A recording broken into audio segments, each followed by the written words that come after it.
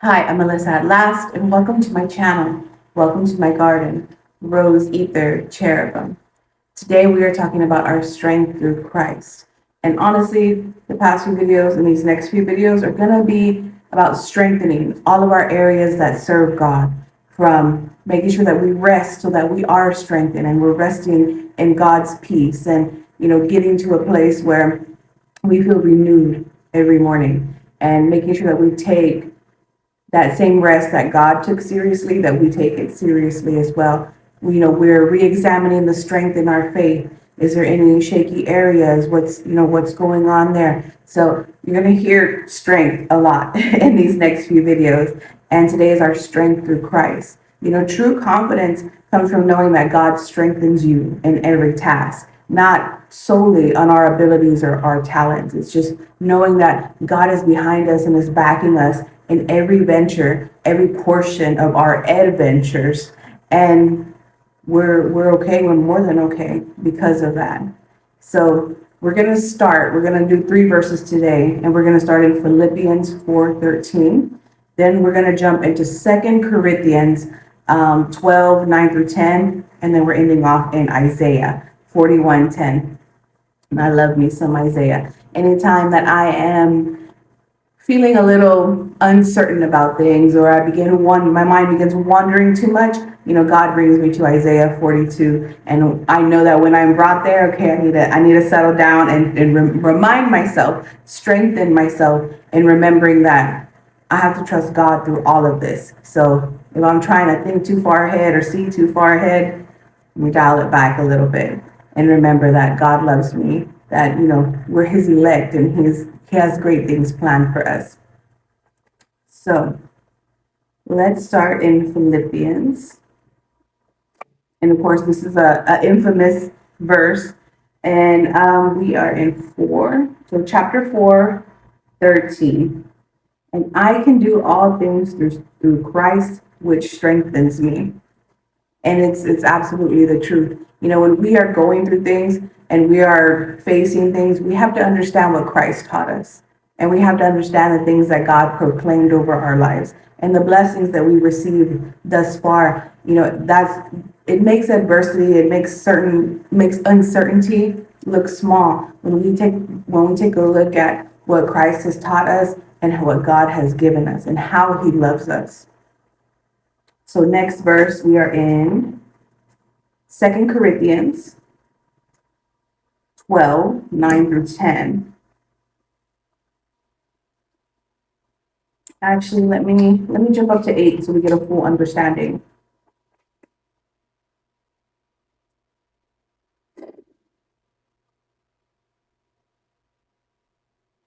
8. For this thing I besought the Lord thrice, that it might depart from me. So what he's saying is he asked God 3 times to remove something from him. And he said unto me, my grace is sufficient for thee, and for my strength is made perfect in weakness.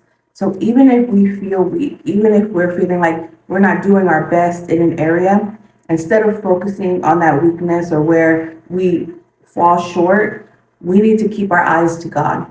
We need to keep our eyes to the lessons and to the love of Christ, because in those moments, that's when God shines his brightest. That's when he shows off his strength. So all of those times, and we begin to understand it's not through us, but through our God, through the Most High God that we serve, that our strength comes from. And it truly does, because even in times where the world may view us as weak or we view ourselves as weak, that's when God shines through. And that's where the miracles happen. And that's where the undeniable proof that God exists shines through in those moments that we think we're weak. So we can't focus on that. And people tend to want to focus on their weakness and hone in on it and, like ruminate. Ruminate is the word. Ruminate over it, which means just all the negative things that could possibly happen from this area not being where you want it to be, and letting those negative thoughts like multiply instead of letting our faith multiply and know that, God is going to come through in this moment, because this moment doesn't feel great for me. And God knows that. And God's going to come through in a way that only He can. And what I'm feeling right now and what I'm going through right now is an opportunity to showcase what it is that God can do and how He can move through me. So I'm going to be patient and I'm going to allow that moment to happen instead of focusing on where I'm not enough and bringing more of that in. No, we need to put our eyes on God and bring more of Him in during those moments. You know what? I'm going to go a little bit. Oh, you know what? I didn't even finish 9. So let me read again. And He said unto me, my grace, and these are red words, my grace is sufficient for thee, for my strength is made perfect in weakness. Most gladly, therefore, will I glorify in my infirmities, that the power of Christ may rest upon me. 10. Therefore, I take pleasure in infirmities, in reproaches, in necessities, in persecutions, and in distresses, for Christ's sake. For when I am weak, then I am strong. Honestly, there's no weakness in anything that we face, in anything that we are, because in those moments we are reinforced through Christ. We are reinforced through God. We are reinforced through the messages and the love and power of the angels. So there really truly is no weakness. It only appears when there is space in our faith and space in our relation, thus space in our relationship with God, where the trust is not there on our part, because God knows what we're capable of. And God has given us this grace of His presence, this acknowledgement, this revelation of who He is, and thus has asked us to, journey with Him because He knows that He can trust us. That's the part of being chosen. A lot of people are called, few are chosen. And that's the part of being chosen, is where God knows you're not going to let Him down. And even in the times that you feel weak, or the world is telling you that you're being weak, that is the time and the point where God shines. And in that moment, it can feel a multitude of ways.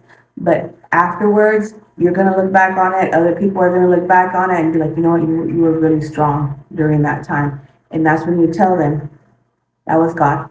That wasn't me. I can't take that compliment. I appreciate what you're saying, but I can't take that compliment, because if not for the grace of God, that's the reason why I got through it. God's strength is the reason why I could hold the line and I could withstand what it is that I wasn't even truly facing, but it felt like I was facing. But I knew that I wasn't alone. I knew that this was an opportunity for God to show off, and I was going to make sure that that opportunity was met with success, because that's how much I love God. And anything that seems like a weakness, it's just an area for God to strengthen me in. All right, I did say Isaiah 41:10, but let's go up to 8. And this is directly from God to the prophet Isaiah. But thou, Israel, art my servant, Jacob, whom I have chosen, the seed of Abraham, my friend. 9. Thou whom I have taken from the ends of the earth, and called thee from the chief men thereof, and said unto thee, Thou art my servant, I have chosen thee, and not cast thee away. So through your bloodline, that God has loved multiple people in your bloodline, but He waited for your spirit to come through from that particular bloodline and chose you specifically. 10. Fear thou not, for I am with thee, and be not dismayed, for I am thy God, and I will strengthen thee. Yea, I will help thee. Yea, I will uphold thee with the right hand of my righteousness. 11. Behold, all that were incensed against thee shall be ashamed and confounded, and they shall be as nothing. They that strive with thee shall perish. 12. Thou shalt seek them, and shalt not find them. Even them that contended with thee, they that war against thee, shall be as nothing, and as a thing of naught. 13. For I, thy Lord, will hold thy right hand, saying unto thee, Fear not, and I will help thee.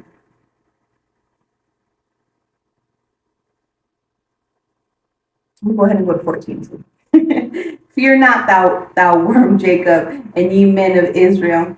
I will help thee, and saith the Lord, and thy Redeemer, and the Holy One of Israel.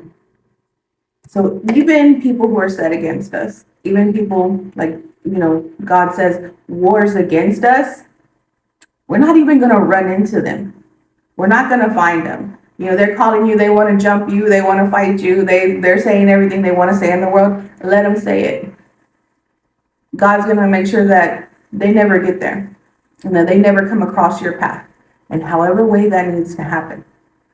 All right, because you are protected that much. Your bloodline, your spirit has so much to do that is so important to God that he's not letting anything get in the way.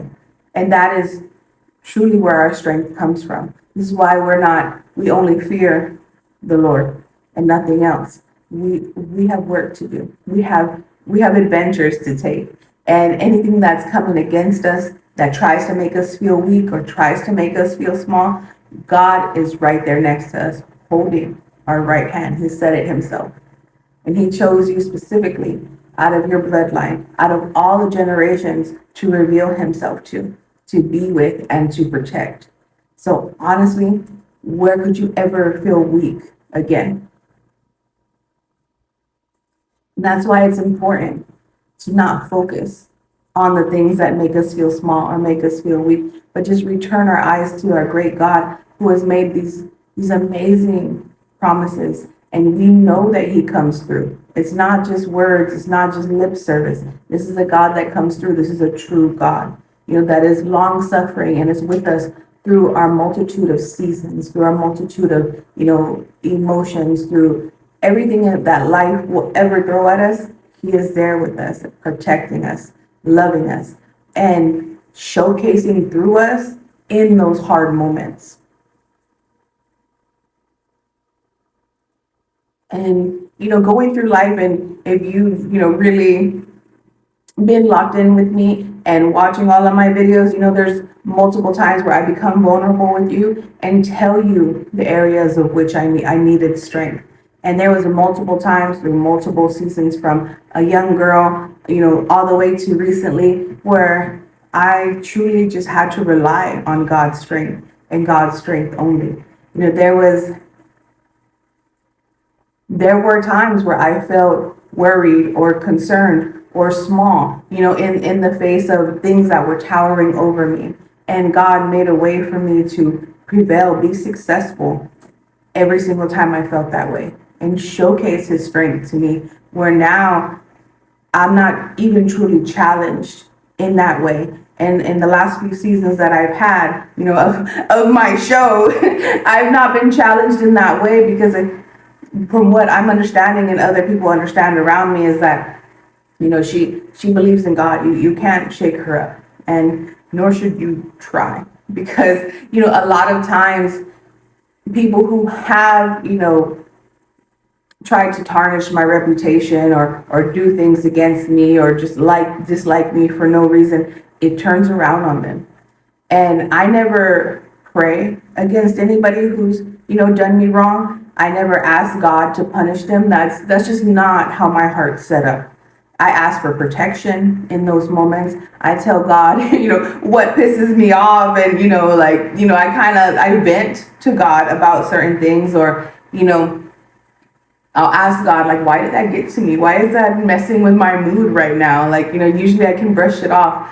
And we have those meditations, on those different things, but I don't ask God for retribution or vengeance on my behalf. But my belief is, since I don't ask that, God often brings it to my attention that what has happened to certain people, because, they've tried to wrong me or steal from me or, just tarnish my reputation. It always comes back to my eyes and my ears, what happens. And I don't rejoice in that. And I just say, you know what, God, and he knows that I'm just like, okay, I know that you love me, and what can I say regarding what's happened to the other party? I have nothing to say, but I appreciate you showing me, and I appreciate you letting me know. And we move on from there. And God is going to do the same thing for you. So you have to pay attention if people are doing you wrong or people are making your life harder and you're this close to God. You have to understand that when things happen to them, like, they have to learn. And this is a teaching element, and that we can't intercede on their behalf or make them feel more comfortable, especially when they were so comfortable disrespecting a person that God loves so much. So it's important to take these three scriptures: Philippians 4:13, 2 Corinthians 12 through 9, Isaiah 41:10. Honestly, all of Isaiah 41, if I'm gonna, be honest with you, and apply these scriptures. Try to begin to memorize them, so you have something when you're feeling these multitude of things, when you're facing things that tower over you, when you're against people who are trying to make you feel small. Bring these scriptures into remembrance so that you can move forward knowing that God is hand in hand with you, and nobody should be playing with you, trying you, being disrespectful because of the way that God loves you. You give them that warning, and then you do your best to remove yourself from the situation where you're being insulted in that way, where you're being made to feel anything but strong and a glorious child of God. And we're going to face those things in life, but that's okay, because God is holding our right hand in the midst of all of that. And Christ gets to shine through us when we're made to look weak or small, or like we're easily manipulated, naive. Those are the areas that Christ gets to shine through. And then you get to say, it was nothing but God. And it was nothing but my love for Christ and the lessons that I learned from my big brother that got me through this season, that carried me, honestly carried me. So remember to invite God in any of those moments where there's overthinking, your things are towering over you, you're facing adversity, you're reminded in some kind of way that you're weak, that you're lacking. Take these verses into account. Invite God right away into those moments so he can begin to, snuff out those thoughts that are irrelevant, to show you how to deal with, things and people that you come across in life in a way that gives God the opportunity to showcase his greatness. Of course, we're strong and we can fight our own battles, but sometimes we can make things worse. So why not take that opportunity to let God show how great he is, to let Christ shine through? And so always invite God's energy and God's power, God's plethora of everything he has to offer in those moments where we're feeling weak, or we think we're weak, or someone wants to try to remind us that we're not great children of God. Invite God right away. Reach out to God. Remove yourself safely from any situation that has put you in harm's way. Jump in your vehicle, go to your prayer closet, go for a walk outside, however it is that can put you in a safe place where you can connect to God and have him begin to remove all of that doubt and have him shine in the areas where you may have mistakenly thought that you were weak. So today's gratitude practice is going to be to thank God for any moment of progress that you've experienced or are currently experiencing.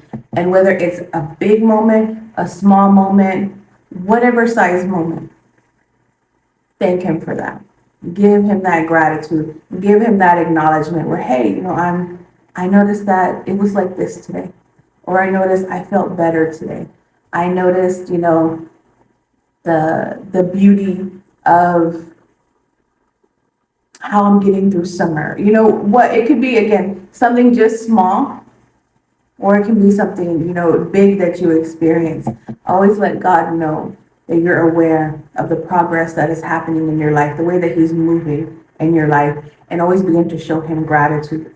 The importance of these gratitude practices are that when our mind is rooted in gratitude, is wiring our brain to move away from anxiety and overthinking and a lot of the negative thought patterns. We're now rewiring our brain and giving our brain a reward for looking towards the positive, for basically keeping our eyes on God. It rewires our brain so that we're happier and we're more open to positive outcomes and positive situations and feelings. And when our brain begins to expect more of that, more of it comes in. So keeping our eyes on God changes us metaphysically, spiritually, emotionally, and in our wiring, physically, our body. And the prayer we're going to want to center around today is thanking God for his strength. And we know how vast and honorable that strength is. We know how deep it's rooted in love for us, his strength is. Also in your prayer, ask for courage to face challenges today and thank him for the confidence and for having confidence in his power. So ask God for courage to face the challenges and to keep the confidence in him, to keep the confidence in the power that he has to change your world and to make it positive and to protect you. All right, friend? So in no way are you weak. And I don't want to hear you saying any of that anymore. And I don't want you to allow anybody to speak that over your life ever again. All right? You ask God for that protection and you stay away from those who try to make you feel small and tower over you. I know you can do it, friend. And remember that I love you, but God loves you more. We'll talk more about this next time.